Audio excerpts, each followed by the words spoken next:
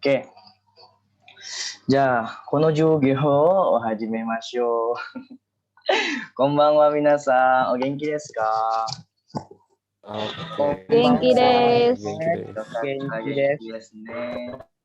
じゃあ、今日の授業、今日のテーマは、日本の仮名ですね。日本の仮名。ひらがなとカタカナです。そのひらがなとカタカナは、多分、読める人もあるけど、みんなじゃないんですね。だから、もう一度繰り返したいと思います。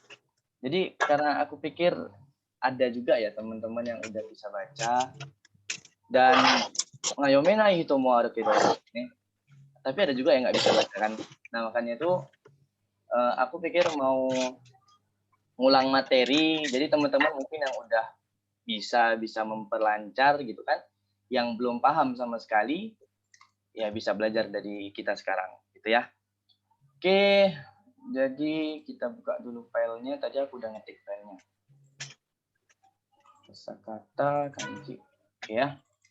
Nah, ini dia filenya.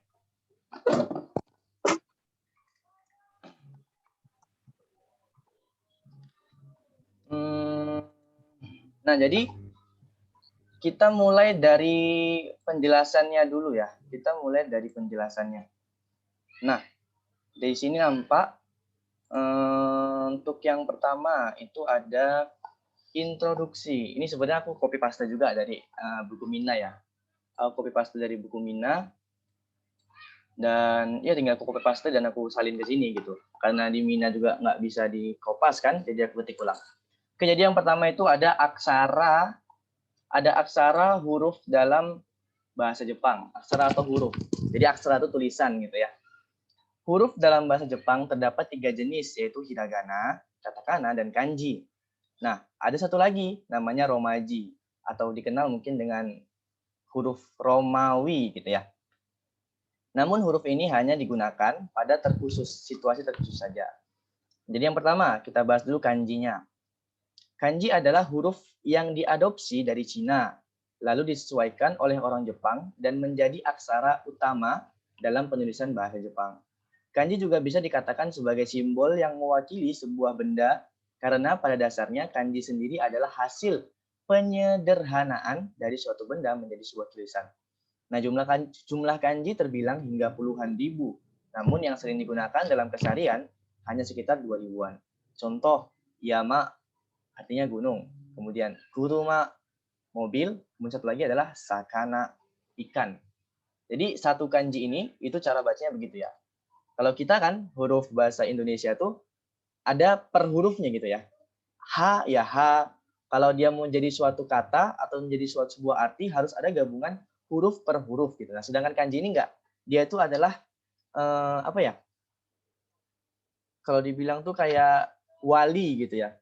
Jadi sebuah benda itu disederhanakan. Nah, jadilah sebuah bentuk disederhanakan lagi menjadi sebuah tulisan. Jadi ada satu bentuk tulisan udah ada artinya gitu.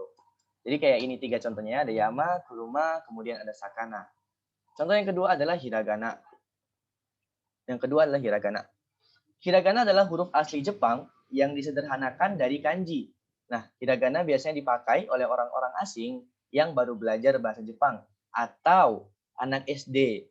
Anak SD ya, shogaku. Nah, anak SD Jepang yang belum belajar kanji gitu ya. Jadi mungkin ada anak SD yang belum belajar kanji gitu kan. Kalau misalnya TK itu memang dia zen-zen ya, nggak ada sama sekali belajar kanji, cuma hiragana katakana. Tapi SD mungkin ada beberapa kanji yang udah dipelajari gitu. Nah, bagi yang mereka itu mungkin belum belajar kelas 1 mungkin atau kelas 2 gitu kan, belum tahu semua kanji, masih dipakai hiragana seperti itu. Dan juga sebagai furigana. Furigana itu pelafalan kanji yang kalau biasa tuh di atas ya. Kalau kalian baca komik atau manga itu biasa di atasnya itu ada tuh, di atas kanjinya ada cara bacanya. Nah, biasanya itu pakai hiragana gitu. Kemudian yang biasanya terdapat di atas atau di sebelah kanan kanji. Nah, jadi terkadang di manga itu ada yang di sebelah kanan, ada yang di atas juga. Gitu ya. Contohnya yama, kuruma, sakana, sama ya. Jadi tadi ini ada kanjinya. Nah, inilah dia cara bacanya. Begitu, cara bacanya. Nah, ini adalah cara baca yang kanji ini menggunakan hiragana. Yama artinya sama, gunung. Kuruma artinya mobil, sama ya. Kemudian sakana artinya ikan. Gitu. Jadi inilah salah satu bentuk hiragana tersebut dari 46 huruf dasar dan beberapa huruf lainnya. Gitu. Oke, lanjut. Ada katakana. Katakana adalah huruf yang digunakan untuk menuliskan kata serapan, nama orang asing, nama negara asing, tulisan digital, dan lain-lainnya. Katakana terkenal dengan hurufnya yang mudah dibandingkan dengan huruf Jepang lainnya. Contohnya, ini kita buat contoh aja sama yang kayak di atas ya. Yama, kuruma, sakana. Nah, tapi itu enggak. Maksudnya tuh kalau yang Yama ini, terkadang kalau misalnya dia furigana tadi kan, dia pakai hiragana. Nah, ini aku cuma buat contoh supaya kita nggak banyak pakai kotoba, tetap sama gitu ya. Jadi kita fokus aja ke hurufnya. Kalau yang katakana, fokus ke hurufnya. Jadi ini contoh huruf katakana.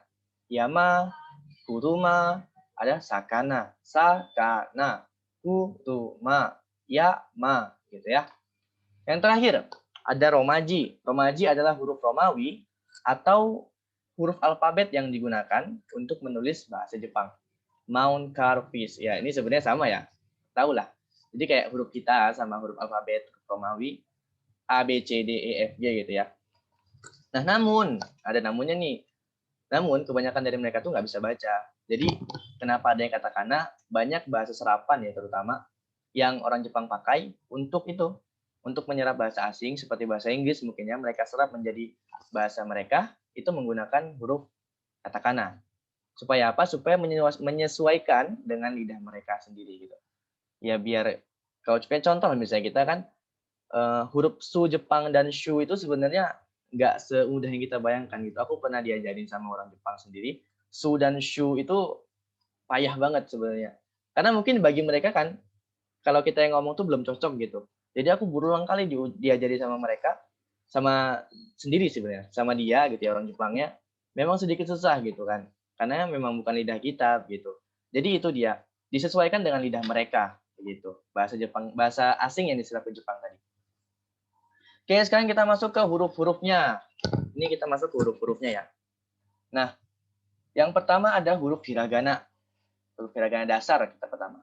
Huruf hiragana dasar. Nah, itu ada 46 ya. Ada 46. Yang pertama ada A. Jadi ini baris namanya. Ini baris. Yang ke bawah ini kolom. Jadi kolom A, kolom I, kolom U, kolom E, kolom O. Baris A, baris K, baris SA, baris TA gitu ya. Kalau dia ke datar itu baris, kalau dia ke bawah itu namanya kolom. Nah, jadi ada 46 ya. Kalau nggak salah. 1, 2, 3, 4, 5. 5, 1, 2, 3, 4, 5, 6, 7. 5 kali 7, 35. 35, 40, 1, 2, 3, 4, 5, 6. Pas kan? 46. Jadi dia ini hurufnya. Huruf A, I, U, E, O. Jadi di baris A itu dia ada huruf A, I, U, E, O. Di baris K ada K, I, U, K, Ko.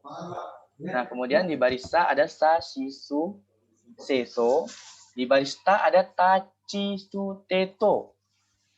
Terus di baris Na ada Na, Ni, Nu, Neno. Baris Ha ada Ha, Hi, Fu, He, Ho. Kemudian ada Ma, Mi, Mu, Memo di baris Ma. Ada di huruf di baris Ya itu ada Iya. Tapi di kolom I-nya nggak ada ya. Jadi cuman Ya, Iu, Yo. Kemudian di baris Ra ada Ra, Ri, Ru, Rero. Di baris Wa ada Wa, Wo. Kemudian di baris N hanya ada N. Oke. Setelah aku baca ini, coba aku mau kalian yang baca. Jadi tadi ada beberapa nih ya. Sebenarnya tadi aku udah ngasih sekilas aja. Ada beberapa huruf Jepang yang dia itu sedikit berbeda mungkin ya, sedikit berbeda. Oke, coba. Siapa yang mau baca dulu?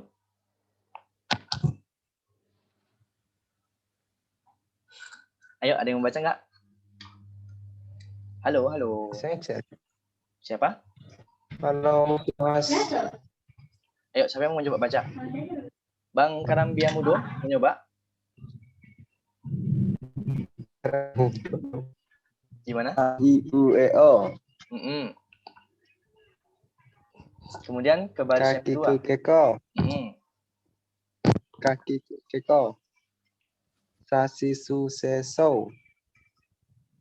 Tachi suteto. Mm-mm. Nani nuneno.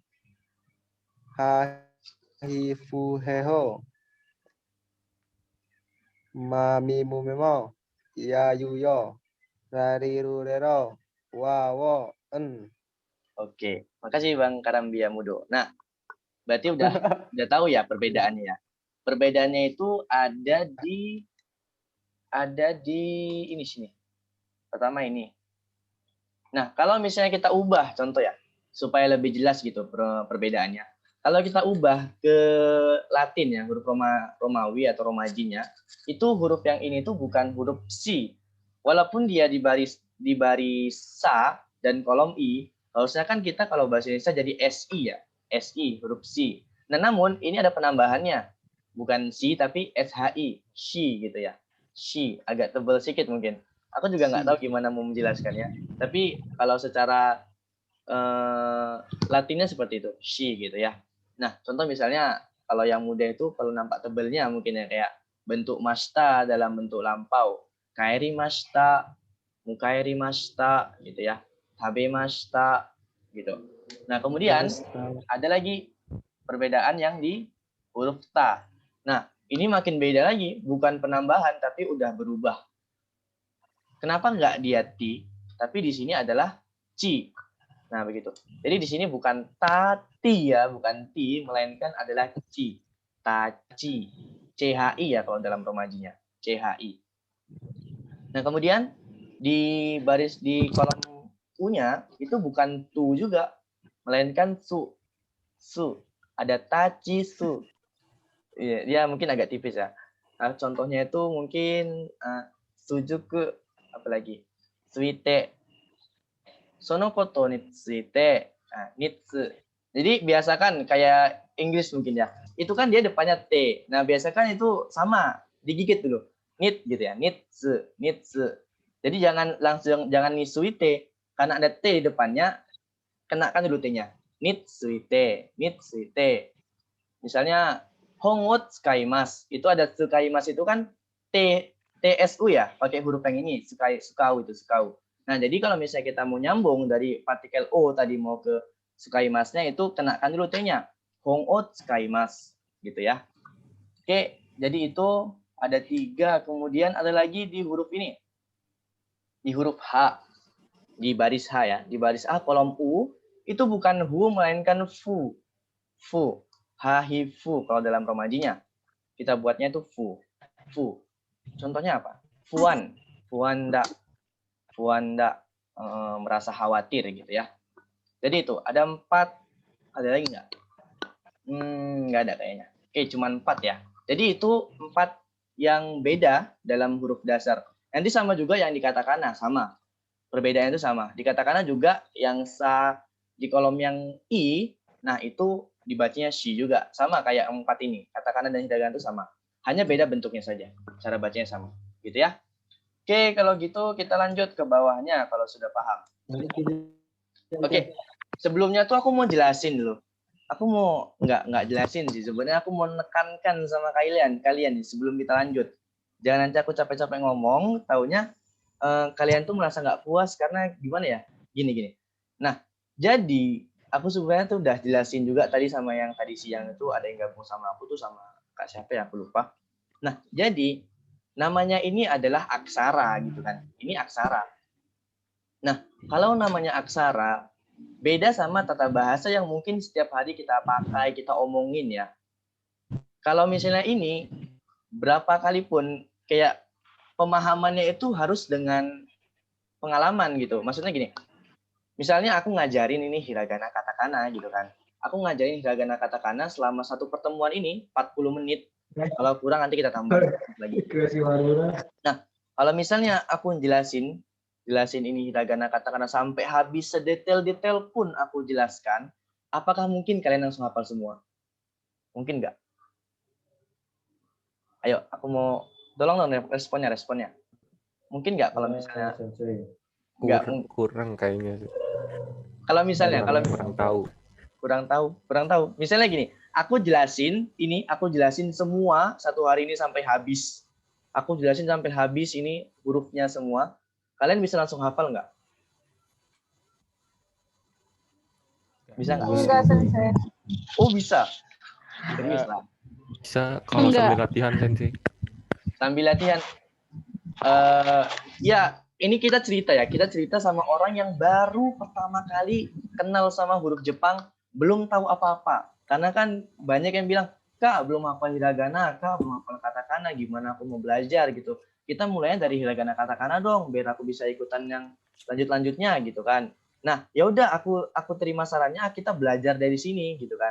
Kita belajar dari hiragana katakana. Namun pertanyaannya aku lagi, kalaupun aku ngajarin 1-2 pertemuan ini, misalnya kita buat dua kali Zoom, apakah bisa langsung hafal semua gitu? Kita hitung, hiragana dasar itu ada 46, katakana dasar ada 46, belum lagi dakuwong, ada handakuwong, belum lagi dwi arti, belum lagi yang huruf spesial dalam katakana, itu banyak ya. Tolong yang lain jangan coret-coret ya. Ini kita biar kondusif. Nah, jadi memang itu bukan suatu hal yang bisa aku langsung kasih ke kalian. Beda sama bumpo, beda sama tata bahasa. Kalau tata bahasa kemungkinan aku jelasin sekali, kalian udah dapat gitu ya. Udah dapat misalnya, oh kalau ini ketemu ini tuh jadinya ini artinya gitu kan. Nah, ketika kamu tuh nemu di soal-soal, oh ini yang kemarin aku pelajarin gitu. Itu karena cuma satu aja yang harus dihafal. Ngerti maksudnya? Itu cuma satu bentuk gitu kan. Misalnya bentuk bentuk kalimat dasar dulu misalnya. Watashi wa gakusei desu gitu. Oh, berarti misalnya wa itu gini gini gini, desu itu gini gini gini. Udah cuma itu aja. Beda sama huruf yang banyak banget. 100 huruf. Banyak banget, 100 huruf lebih bahkan ya. Nah, apakah itu bisa dihafal dalam sehari ataupun 2 hari gitu ya? Kalaupun misalnya orang bisa, ada yang kemarin tuh teman aku cerita, dia itu disuruh senseinya hafal 3 hari. Bisa, dia tuh rajin gitu ya. Katanya bisa 3 hari hafal semua. Nah gitu. Mungkin ya karena dia fokus gitu kan. Nah, jadi sebenarnya tuh intinya gini, yang aku mau bilang ke kalian. Jangan lagi setelah ini gitu ya. Jangan lagi setelah ini tuh ada lagi yang bilang, Kak, aku tuh belum bisa hiragana katakana. Kak, aku tuh belum hafal hiragana katakana gitu. Nah, jadi aku tuh nggak tahu lagi mau bantu apa. Bukan maksud aku tuh gimana gitu ya. Jadi aku jelasin hiragana katakana nih, hiragana katakana gini hurufnya, kalau ini bacanya ini bacanya ini bacanya ini gitu kan. Nanti aku share, aku kasih ini video ini ke YouTube, terus aku kasih nanti filenya ke kanji ya, ke channel kanji gitu. Kalian bisa baca-baca ulang. Kalian hafal pribadi, kalian hafal sendiri di rumah mandiri. Ya memang begitu jalannya gitu. Jadi nggak mungkin aku ajarin kalian tiap hari kan huruf sampai kalian hafal. Buang waktu dong. Soalnya ada teman aku nih. Ini kayaknya ada di sini grupnya. Orangnya dari sini. Jadi di kelas dia itu, ini bukan menjelekkan mana-mana. Jadi aku nggak sebut nama ya. Jadi ada yang di kelas itu, dia 1 bulan itu belajar hiragana mulu.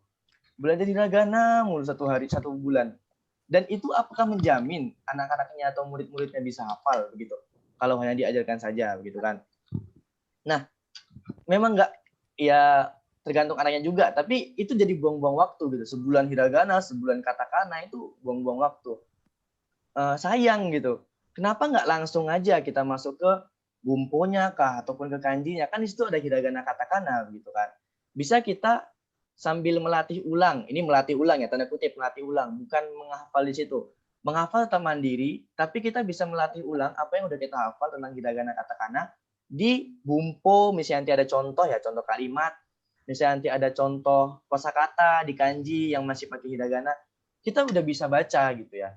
Jadi jangan kita fokus ke pelajaran hiragana aja sampai kita hafal. Kalau misalnya semuanya udah hafal, kalau misalnya belum gitu kan. Nah, pasti nanti, Kak, aku belum hafal hiragana. Nah, pasti itu lagi pertanyaannya begitu. Jadi memang hiragana katakana itu adalah harga mati. Terutama itu hiragana ya. Hiragana itu harus kalian hafal memang. Biar apa ya? Biar kalian tuh cepat maju gitu. Kalau kalian sendiri aja nggak hafal hiragana itu berat sih, berat banget untuk maju. Karena itu harga mati awal. Kalau kalian tuh nggak tahu hurufnya, itu kalian bakalan payah. Karena ini tuh nggak semua buku itu nyediain yang romaji. Nggak semua buku tuh nyediain romajinya. Misalnya contoh kalimat ini cara bacanya ini gitu ya. Kayak di WKWK Japan kan mereka ngasih romajinya. Nah, nggak semua referensi pembelajaran bahasa Jepang tuh ngasih romajinya. Maka dari itu supaya kalian lebih cepat, lebih enaknya referensi dan lebih mudah untuk memahami apa yang mau kalian pelajari, ya minimal kalian tuh bisa hiragana katakana begitu. Paham? Nah, walaupun nanti kayak tadi aku bilang ada kanjinya gitu ya. Tapi kan ada terkadang kanji yang masih ada furigananya mungkin. Ada web-web atau referensi yang masih ngasih hiragana katakana. Hiragananya masuk furigana di atas kanjinya begitu. Ya makanya minimal aku bilang harga mati awal itu adalah hiragana.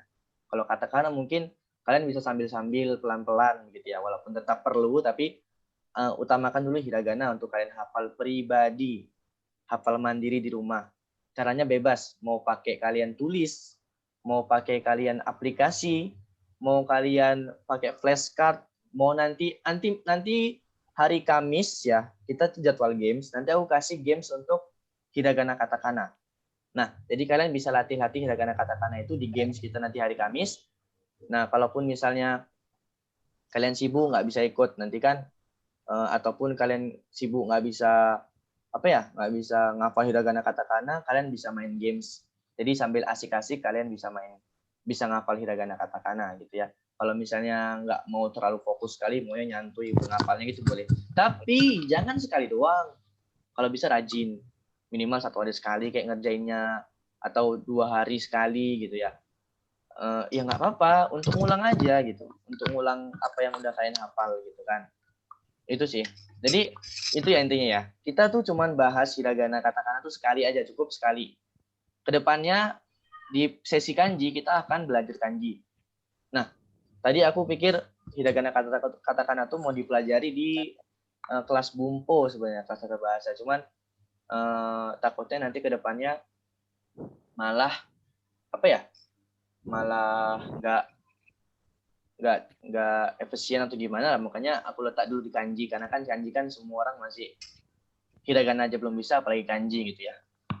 Ini waktu tinggal 10 menit, kayaknya kita bakalan buat part kedua. Jadi siap ini aku akan kasih link lagi ke Zoom ya. Jadi siap kelas ini aku akan kasih link Zoom lagi buat kita buat part keduanya. Dan dua-dua itu akan dimasukkan ke YouTube gitu ya. Ini karena aku jelasin ke kalian supaya kalian tuh nggak salah langkah gitu, nggak salah langkah. Dan aku tuh nggak mau yang lain itu masih fokus ke hiragana aja.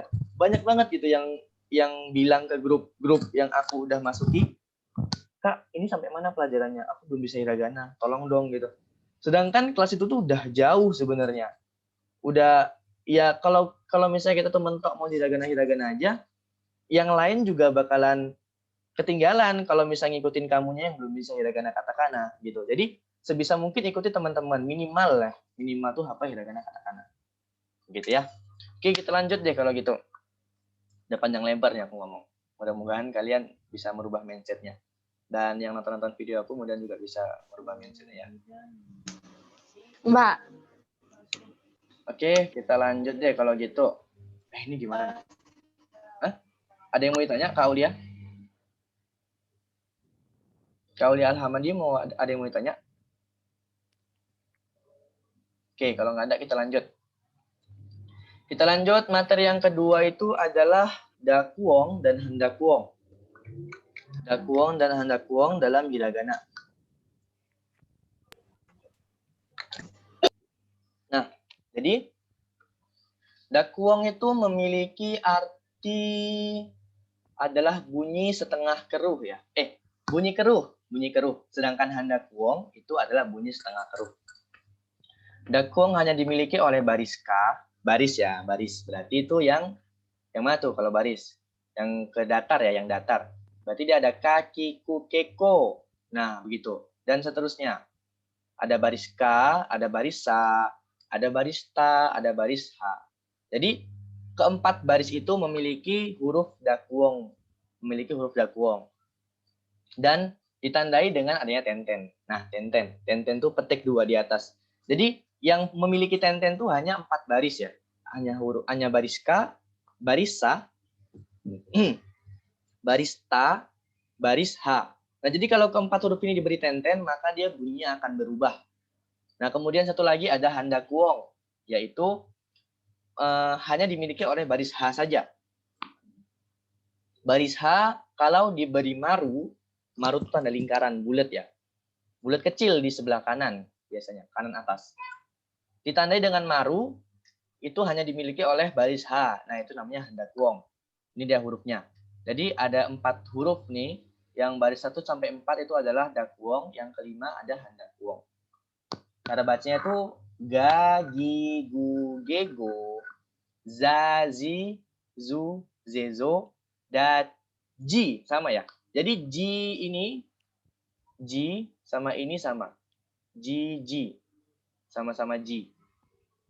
Kemudian ada babi, bu, bebo. Nah, kemudian babi pu, ya bubu. Babi bu, bebo. Kemudian yang pa-nya ada papi, pu, pepo. Nah, begitu ya. Jadi untuk yang ini kayaknya banyak sih yang nanya, Kak, ini kapan makainya? Dipakai cuman jarang. Kayak kita huruf X ya. Kita ada huruf X cuman jarang dipakai kan. Sama kayak ini. Ini ada cuman jarang dipakai. Mungkin yang dipakai itu kayak Suzuku sama satu lagi kalau Ci itu Cizi apa ya? Ciziru kalau nggak salah. Cijiru gitu ya.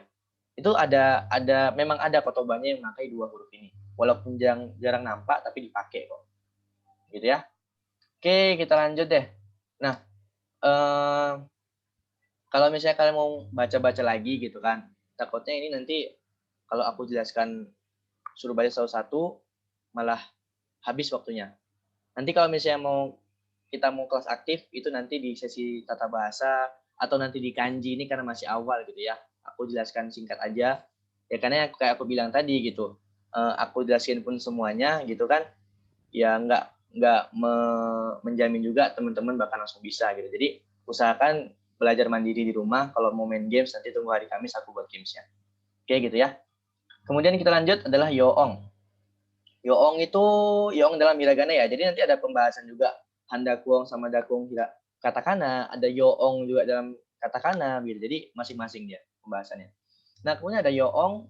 Yoong itu adalah perpaduan kolom i, berarti kolom tuh ke bawah ya.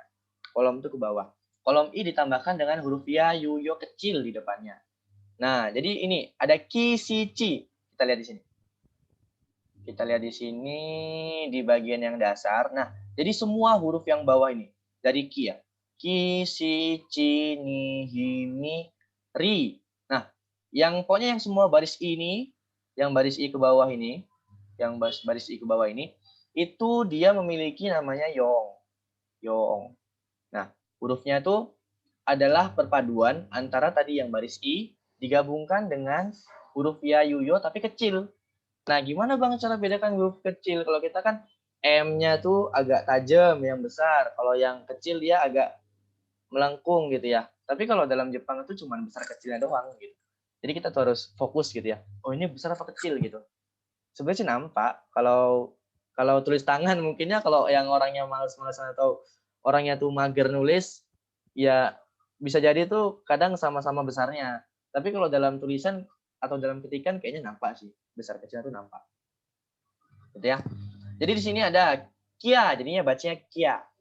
Kia. Ini kan ki, ya, tapi itu bacanya langsung ya, kia. Kalau katakannya itu jadi kia gitu. Kia. Coba kita tulis di sini itu jadinya kia. Kemudian q, kyo. Kia, q, kyo. Nah, kalau yang keduanya itu ada sa. Ini kalau dalam Latin ya, su, so. Nah, kemudian kalau ci itu ada ca, cu, co. Gitu. Kalau yang ni jadi nya. Nyu, nyo.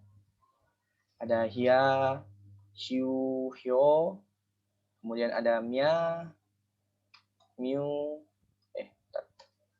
miu, mio. Yang terakhir ada ria, riu, rio. Dia, Yu, Yo. Oke. Nah, begitu. Jadi ada 1, 2, 3, 4, 5, 6, 7 ya. Ada 7 bentuk, 7 baris yang memiliki yoong. Jadi baris ki, si, ci, ni, hi, mi, ri. Kolom itu ya. Kolom i semua. Kolom i. Nah, begitu. Kemudian yang ketiga ada dakuong, handakuong ditambah yoong.